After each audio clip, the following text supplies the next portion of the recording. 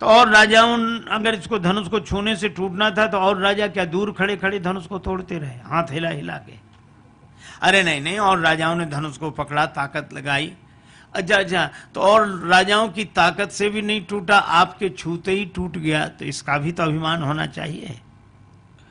राम जी बोले नहीं नहीं लक्ष्मण, जब लोगों ने ताकत लगाई, धनुष को तोड़ा, तब धनुष के टूटने का समय नहीं आया होगा, और जब हमने छुआ तो धनुष के टूटने का समय आ गया होगा। समय ही सबको तोड़ देता है, कोई किसी को क्या तोड़ेगा। कैसे कैसे नजारे देखे हैं, झूठे सच्चे सहारे देखे हैं, जिंदगी में जिंदगी की नदिया के खुशी गम दो किनारे देखे हैं। जिंदगी में जिंदगी की नदिया के खुशी गम दो किनारे देखे हैं, और जो कभी थे सितारे हिंद, उनके भी गर्दिशों में सितारे देखे हैं। और पास आने पे जो डुबो ही डाले, ऐसे भी कुछ किनारे देखे हैं। और बातों बातों में बात बन जाती, मुर्शिदों के इशारे देखे हैं। और सूखी देखी नहीं राजेश उनकी आंखें, जो भी बंदे तुम्हारे देखे हैं। ये होता है। एक व्यक्ति विनोद में कहता था, महाराज 2 पंक्ति की कविता सुनाए। हमने 2 पंक्ति की कहा, सुनो। तो कुछ नहीं था उस कविता में, लेकिन बड़ी दम थी। वो कहता, कैसे कैसे ऐसे वैसे हो गए, कैसे कैसे ऐसे वैसे हो गए, और ऐसे वैसे कैसे कैसे हो गए। समय की बात है। इसीलिए एक बड़े संपन्न सेठ जी थे, उन्होंने अपने गुरुजी को बुलाया गर्मी के दिन। गुरुजी रहते थे हिमालय में। उन्होंने कहा कि बच्चा काहे को गर्मी में परेशान करता। नहीं नहीं गुरुदेव आना ही है आपको, मैं सब सेवा करूंगा। गुरुजी आए, भयंकर गर्मी। और जैसे ही गुरुजी आए तो सेठ जी बोले, गुरुदेव अभी कमरा धुलवाओ। कमरा धुलवाया, पानी भरवाओ। कमरे में पानी भरवाया, बर्फ मंगवाओ, पंखे चलवाओ। बीच में रास्ता बनाया, बर्फ रखे, पंखे। इतना आनंद हुआ, गुरुजी को लगे वाह, तूने तो हिमालय जैसी व्यवस्था यहाँ कर दी। सेठ जी का एक मुनीम था, उसको लगा कि हमारे गुरुजी आएंगे तो हम लाख गरीब सही, पर हम भी सेवा तो ऐसी करेंगे चाहे कर्ज हो जाए। भावना तो अच्छी थी, पर एक गड़बड़ी हुई। सेठ जी के गुरुजी आए थे जून में, मुनीम के गुरुजी आए जनवरी में। वो तो वैसे ही कांपते हुए आ रहे थे। बच्चा कहाँ ठहरना है? मुनीम जी बोले, गुरुजी थोड़ा कमरा धुलवाओ। गुरुजी ने सोचा कि हो गई पवित्रता ज्यादा नहीं तो अरे का भी जल भरवाओ, बर्फ मंगवाओ। गुरुजी बोले क्या कर रहा है? मुनि बोला, गुरुजी आप कुछ ना बोला, हम लाख गरीब सही, पर सेवा वैसे ही करेंगे जैसे सेठ जी ने अपने गुरुजी की थी, हम तो वैसे ही। अब आप विचार करो, इस व्यवस्था में गुरुजी रात भर रह जाएं तो सवेरे उठेंगे कि उठाना पड़ेगा? समय समय पर होते है समय समय की बात, समय समय पर होते है समय समय की बात। किसी समय का दिन बड़ा, किसी समय की रात, और समय समय पर होता है समय समय की बात। राम जन्म का दिन बड़ा, कृष्ण जन्म की रात। ये समय सबको प्रभावित करता है। तो भगवान ने कहा कि जब राजाओं ने शक्ति लगाई तब धनुष के टूटने का समय नहीं आया होगा, और जब हमने छुआ तो धनुष के टूटने का समय आ गया होगा। लक्ष्मण जी ने कहा कि प्रभु यह ज्योतिष विद्या आपने कब से सीख ली? आपको कैसे पता लगा कि अब धनुष के टूटने का समय आया, अब छूना चाहिए? और अगर आपको यह ज्ञान है तो इसका भी अभिमान होना चाहिए। राम जी ने कहा हमें ज्ञान नहीं है, तो हमारे गुरु जी को ज्ञान है। तभी कहा विश्वामित्र समय शुभ जाने। सखियां बोली और पूछो राम जी से। हार गए अब तो। लक्ष्मण जी ने कहा भी हमारे पास एक प्रमाण है, अगर धनुष नहीं तोड़ा तो श्री सीता जी ने जयमाल क्यों पहनाई? जयमाल तो उसी के गले में गिरेगी जिसने जय का कोई कार्य किया हो। सखियां बोली अच्छा ये भाषा का भेद है। कहा कैसे? सखी कहें सौमित्र जू छाणो वृथा विचार, और जाहे कहत जयमाल तुम ताहे कहत हम हार। श्री सीता जी ने राम जी को पहनाई वो जयमाल है कि हार? का हार है ये कैसे माने? बोले तभी तो श्री राम जी ने भरी सभा में सिर झुकाकर स्वीकार की। हार ही तो सिर झुकाकर स्वीकार की जाती है। तो ये धनुष टूटा कैसे? सखियां बोली हम बताओ। हाँ बताओ। कौशिक मुनि के जंतर मंतर, मां गिरिजा के बानी, और प्रेमी जन के मंजू मनोरथ, पुनि मिथिला के पानी। विश्वामित्र जी की झाड़ फूंक, यंत्र मंत्र, माता गौरी का आशीर्वाद और प्रेमियों का मनोरथ और जनकपुर के पानी का भी तो असर है।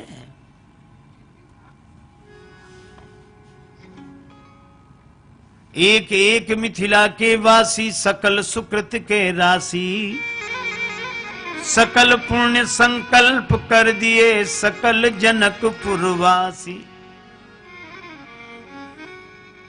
सबने अपने पुण्य समर्पित कर दिए। और राम जी एक बात बताएं, हाँ आप धीरे धीरे क्यों जा रहे थे धनुष तोड़ने? लक्ष्मण जी बोले स्वभाव है राम जी का धीरे धीरे चलने का। नहीं नहीं सो बात नहीं। राम जी सोच रहे थे जब इतनों से धनुष नहीं टूटा तो हमसे भी पता नहीं टूटता है कि नहीं टूटता है। तो ये धीरे धीरे जा रहे थे।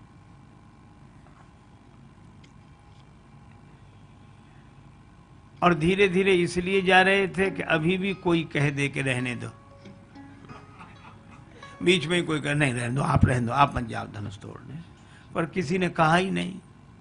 राम जी बहुत धीरे धीरे गए पर किसी ने कुछ नहीं कहा। अब धनुष के पास ही पहुंच गए। अब तो इज्जत की बात थी, धनुष तोड़ना था। और शक्ति के बिना धनुष टूटे कैसे? शंभु चाप की अति कठोरता, लखिमन ही मन हारे। नहीं चले गो जोर, जान जी सिय की ओर निहारे। गुरुता और कठिनता धनु की, लखि मन ही मन थाके। कृपा कटाक्ष प्राप्त हित रघुवर, हारि सिया दिसि ताके। तो सिय दिसि ताकत ही ताकत, अपरंपार पवला जी। श्री सीता जी की ओर ताकते ही ताकत मिल गई। तो राम जी ने तो छुआ है धनुष, तो श्री सीता जी ने ही तोड़ा है। और तभी तो लिखा राम बरी सी भंजे चापा। का इसका अर्थ है राम जी ने विवाह किया श्री सीता जी के साथ धनुष तोड़कर। बोले वो अर्थ होगा, लेकिन हम लोगों का अर्थ अलग है। का क्या अर्थ है? का राम बरी, राम जी तो इस मामले से बरी हैं।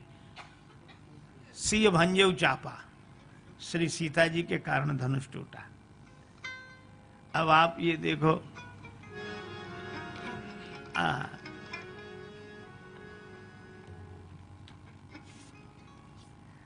तब आपको जनकपुर ससुराल मिली। भंजो चाप गुमान न लावो, सिय की कृपा है भाग्य मनावो। मिली जनकपुरी ससुरारी, गारी मिथिला की। जनकपुरी ससुरारी, गारी मिथिला की। धरि ध्यान सुनो धनुधारी, गारी मिथिला की। धरि ध्यान सुनो धनुधारी, गारी मिथिला की।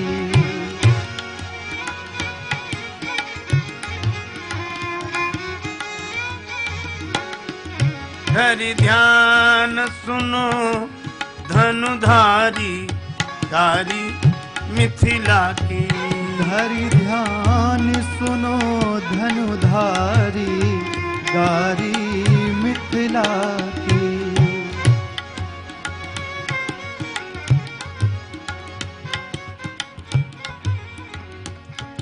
एक बात है, राम जी बड़े बलशाली हैं। हाँ हैं, सुना है। बलशाली कह जग जस गावे, लेकिन तोरत सुमन पसीना आवे। अस विक्रम की बलिहारी गारी मिथिला की। अस विक्रम की बलिहारी गारी मिथिला की। दान शिरोमणि महिमा मंडित फुलवारी मां पुष्प चयन हित बने मलियन आगे भिखारी गारी मिथिला की। धरि ध्यान सुनो धनुधारी गारी मिथिला की।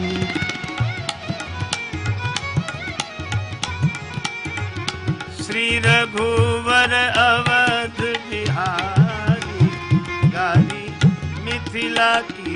श्री रघुवर अवध बिहारी गारी मिथिला की।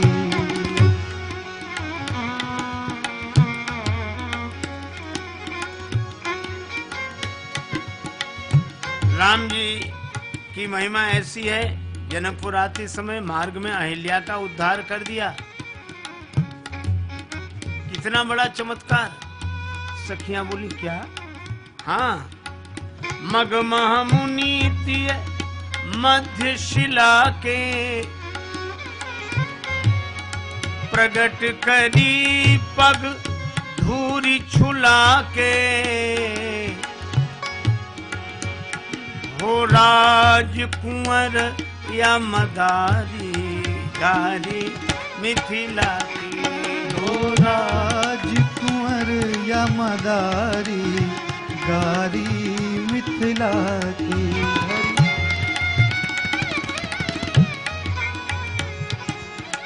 धनुष यज्ञ सुनी ब्याह उमंग में बिनु चिट्ठी कौशिक मुनि संग में बनी आए कमंडल धारी गारी मिथिला की। धरि ध्यान सुनो धनुधारी गारी मिथिला की। धरि ध्यान सुनो धनुधारी गारी मिथिला की। सुंदरता अभिमान में सीना पानी चले पर आयो पसीना। निरखी जब जनक दुलारी गारी मिथिला की। धरि ध्यान सुनो धनुधारी गारी मिथिला की। धरि ध्यान सुनो धनुधारी गारी मिथिला की। पर ये मधुर गाली देने के बाद मिथिला की देवियां एक ही बात कहती हैं, क्षमहु चूक। हम गाली तो दे रही हैं सो ठीक है, लेकिन हमारी इस चूक को क्षमा करना। क्षमहु चूक राजेश जुयाते गारी देत सियाजू के नाते। श्री किशोरी जी के नाते आपको गाली देती हैं। तुम्हारी हम सरहज सारी गारी मिथिला की। तुम्हारी हम सरहज सारी गारी मिथिला की। धरि ध्यान सुनो धनुधारी गारी मिथिला की। धरि ध्यान सुनो धनुधारी गारी मिथिला की। इसलिए मिथिला के माली भी कहते हैं, आप श्री सीता जी की जय बोलिए, तब बगीचे में प्रवेश मिलेगा। दोनों भैया मुस्कुराते हैं। चौंदी से चितई पूछ माली गण लगे लैन दल फूल मुदित मन। यह जो पुष्प वाटिका प्रसंग है, श्री तुलसीदास जी महाराज अपने तरह से इसे प्रस्तुत करते हैं। और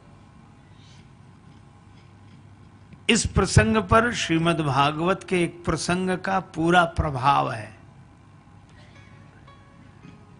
और वह है श्री रास पंचाध्यायी। रास पंचाध्यायी का प्रसंग पढ़कर ही श्री तुलसीदास जी पुष्प वाटिका प्रसंग लिखते हैं। देखो, पुष्प वाटिका प्रसंग भी भकार से शुरू है। भूप बाग बर देखेउ जाई, जहां बसंत ऋतु रही लुभाई।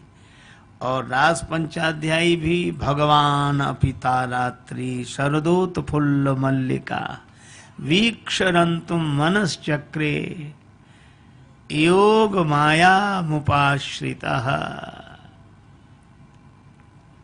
भगवान अपि, भगवान भी उस रात्रि को।